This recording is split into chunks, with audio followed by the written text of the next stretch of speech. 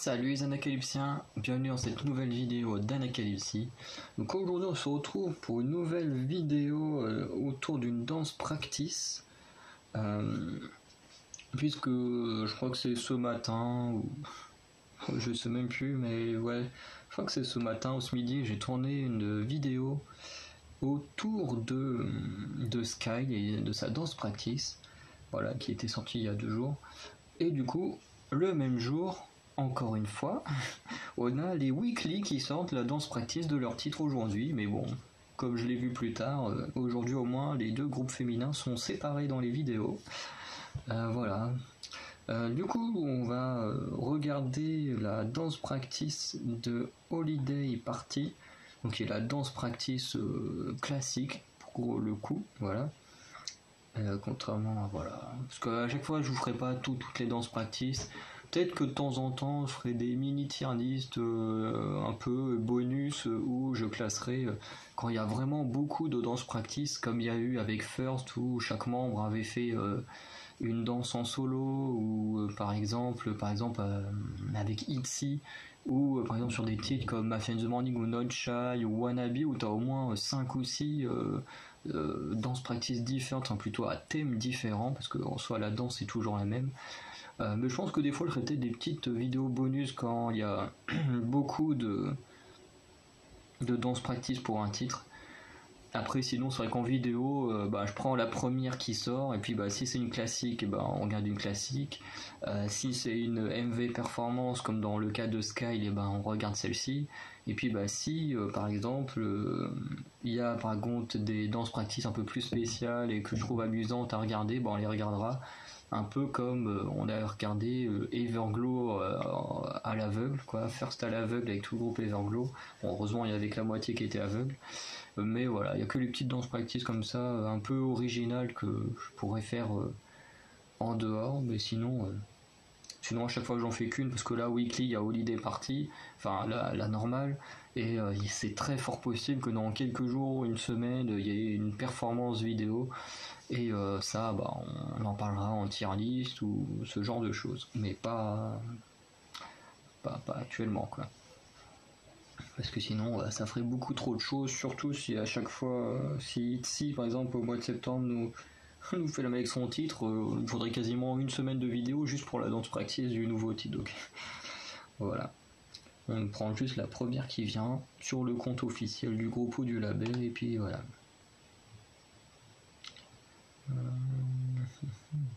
Ah attends, il manque une membre.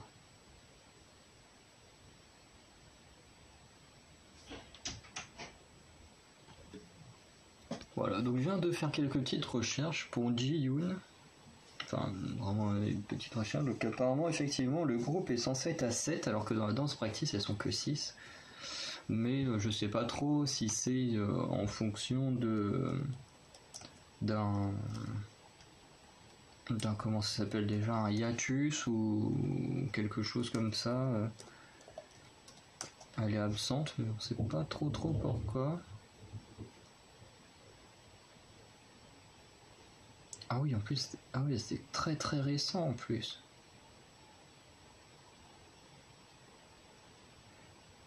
Donc apparemment c'est depuis le 1er août de cette année qu'elle a pris son hiatus, enfin qu'elle a commencé son hiatus. Bon, il nous sort toujours la même excuse pour anxiété, à se demander s'il n'y a pas des petits mensonges derrière tout ça, parce que bon, Mina hiatus pour anxiété, Janghyun hiatus pour anxiété alors qu'elle a aussi des problèmes de santé au niveau du dos.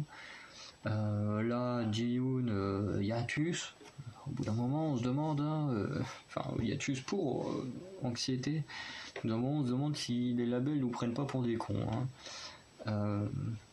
Voilà, donc ouais, en plus, elle vient vraiment tout juste de le commencer. Vraiment, le 1er août, c'était il y a 13 jours au moment où j'enregistre la vidéo. Je sais pas quand est-ce qu'elle va être publiée, celle-ci, donc je pense mercredi ou jeudi prochain, donc ça fera au moins plus de 15 jours qu'elle aura commencé son hiatus, et c'est chaud. Parce qu'on sait pas, en général les filles qui prennent des hiatus, je dis les filles parce que je suis plus les groupes féminins, mais Chez les hommes c'est pareil, hein, mais en général ça dure au moins plusieurs mois. Je crois que Mina ça avait duré au moins 5-6 mois, Jang Yang ça avait duré au moins 6 mois aussi je crois. Donc là on va voir, mais bon c'est un peu chiant qu'ils nous trouvent toujours la même excuse quoi. Donc du coup on va regarder la danse practice, la danse practice de Holiday Party, donc sans Ji-Yoon, en espérant qu'elle se rétablisse bien quoi qu'il lui arrive et qu'on la reverra bientôt pour un prochain comeback, hein, on espère. Donc voilà, je lance.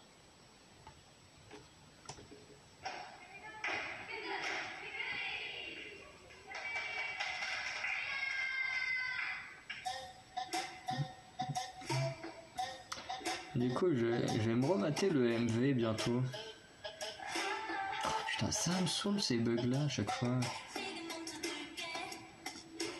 Heureusement que la qualif n'avait pas réellement commencé. Mais...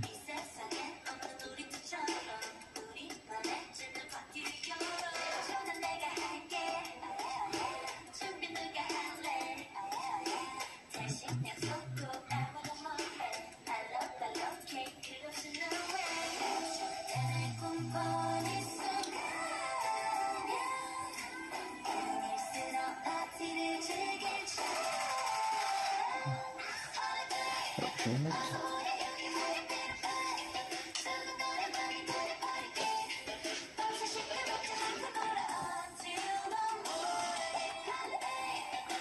Putain, il est où le trou?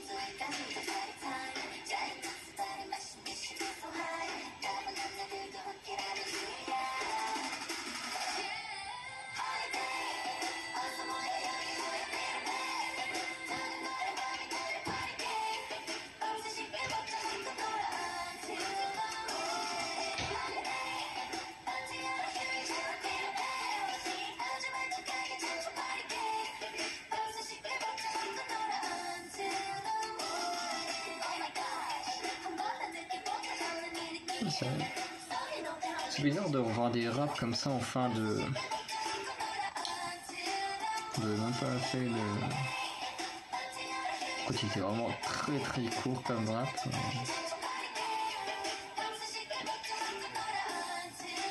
C'est bizarre de les revoir en troisième couplet.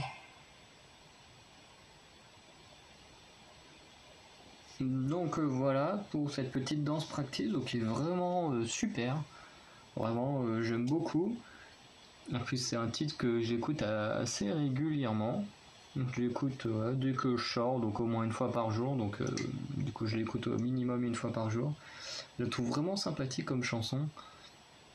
Et la danse, honnêtement, elle est plutôt pas mal. Vraiment, il y a plein de moments que, bon, la première partie, voilà, avec l'ordi qui buguait, le temps que j'aille le recharger. J'ai un peu loupé un peu le début, mais bon, c'est pas très très grave. Après, il y a un moment, il y a un petit duo là qui passe, là, la fille aux cheveux rouges avec la fille en short, là, j'ai beaucoup aimé ce petit moment. J'ai trouvé que, parce que j'avoue que Weekly fait partie de ces groupes, donc je n'ai pas encore vraiment une très très bonne connaissance des visages, des noms et tout ça. Voilà, mais je trouve que ce petit duo là, mis en avant, j'ai bien aimé leur petit moment. Et puis après, le reste, c'est plutôt pas mal. Le refrain, j'adore. La chorégraphie sur le refrain, elle est géniale. Enfin, je la trouve très amusante. Il y a plein de petits moments qui est très amusant là, quand elle soit à moitié cambrée, puis qu'elle saute en tournant comme ça. C'est assez amusant, même si en vrai ça doit leur péter le dos, mais bon, c'est assez amusant. Parce que la chorégraphie est quand même très détendue, plus dans de la rigolade que du sérieux, entre guillemets. Même si leur travail est sérieux, mais je trouve ça vraiment cool. Voilà, enfin, j'ai pas d'autre chose à dire, la chorégraphie est vraiment géniale. Et, euh, et voilà, le refrain est bien. Oui, si, ce que je voulais dire, c'est qu'au niveau des genoux, par contre, qu'est-ce qu'ils doivent prendre cher après avoir tourné une danse ou un truc comme ça, parce que entre les coups, là, comme je disais, ouais, ils sont cambrés, qu'elles tournent en rond déjà, ça fait énormément forcer les genoux, tous les mouvements là, ouais, comment dire, tu vois, enfin, ouais, elles sont comme ça, puis qu'elles font des trucs comme ça avec leurs genoux là, pareil, ça tire énormément sur les genoux, enfin, il y a plein de mouvements qui tirent sur les genoux, je me dis, j'aimerais pas trop être à leur place, parce que le soir, quand elles rentrent, elles doivent vraiment pas toujours avoir des genoux en très bon état, hein, surtout entre ça et puis après doit forcément rentrer chez eux, des choses comme ça, doit sûrement marcher, se déplacer, enfin tu te dis elle doit avoir des journées avec une chorégraphie comme ça qui tire énormément sur les pattes, et vraiment on peut bien les remercier de faire ça pour nous, hein. Mais en tout cas voilà, la petite chorégraphie était sympa, puis comme je disais un moment, il va falloir que je me remate le MV parce que bah, j'avoue que comme je vous disais, le Weekly c'est un des nouveaux groupes que je stan et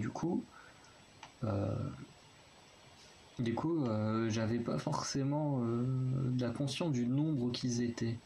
Je me souvenais pas forcément de combien ils étaient. Et c'est vrai que dans la danse, enfin quand le MV est sorti, moi je l'ai regardé, je me suis dit wow, c'est super machin et tout. Mais c'est vrai que j'ai pas fait attention au nombre qu'ils étaient. Et du coup, il faudra que je me le remate pour voir si elle a quand même tourné dans le MV ou si elle a fait ou si elle n'a pas tourné dedans, mais elle a quand même pris son hiatus qu'à partir du 1er août. Enfin voilà, il va falloir que je regarde ça. Mais en tout cas, ça continue les mauvaises nouvelles. Voilà.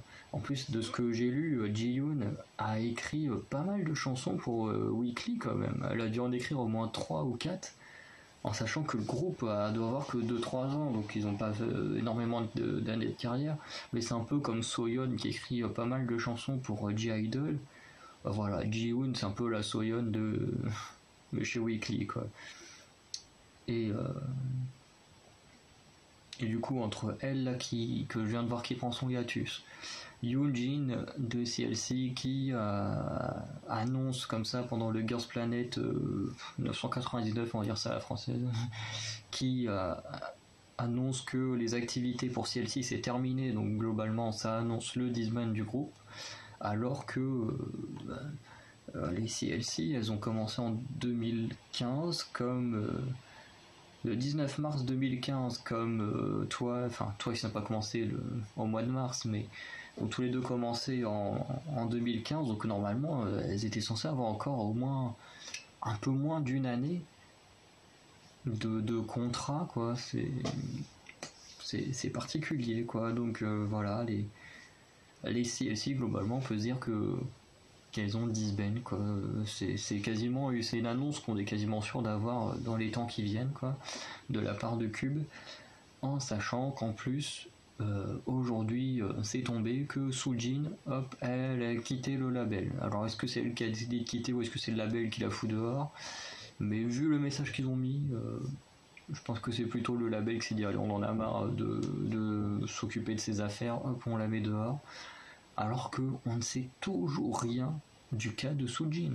On ne sait toujours rien si elle est coupable, on ne sait toujours rien si elle est innocente, et vraiment tout ce qu'elle est en train de subir, si elle est innocente, bah c'est dégueulasse de la part du label.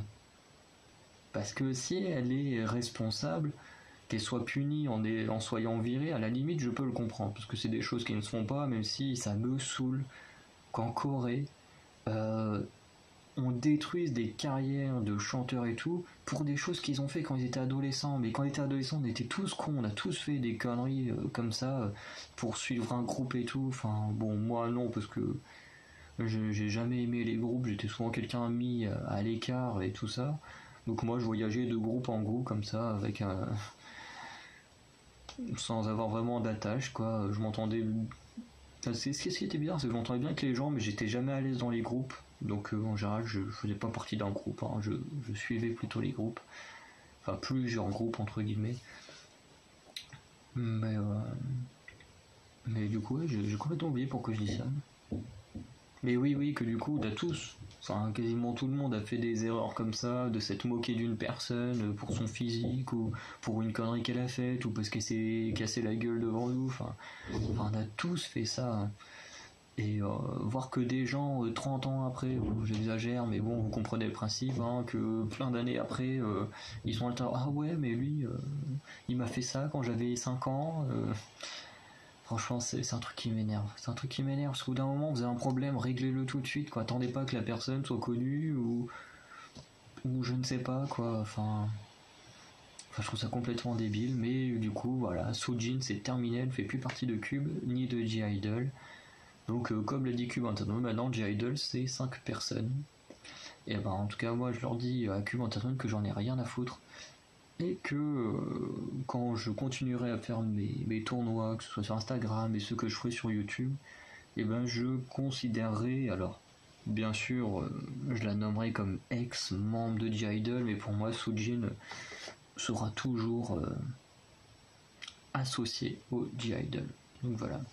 Parce que vraiment, ce qu'elle est en train de subir, si en plus on apprend qu'elle est innocente, je pense que ça va mettre les fans encore plus en colère sur les décisions du label, quoi. Donc voilà pour cette petite vidéo qui se termine un peu sur une mauvaise note, mais en même temps, je m'attendais pas du tout à apprendre ça au niveau de Ji-Hoon.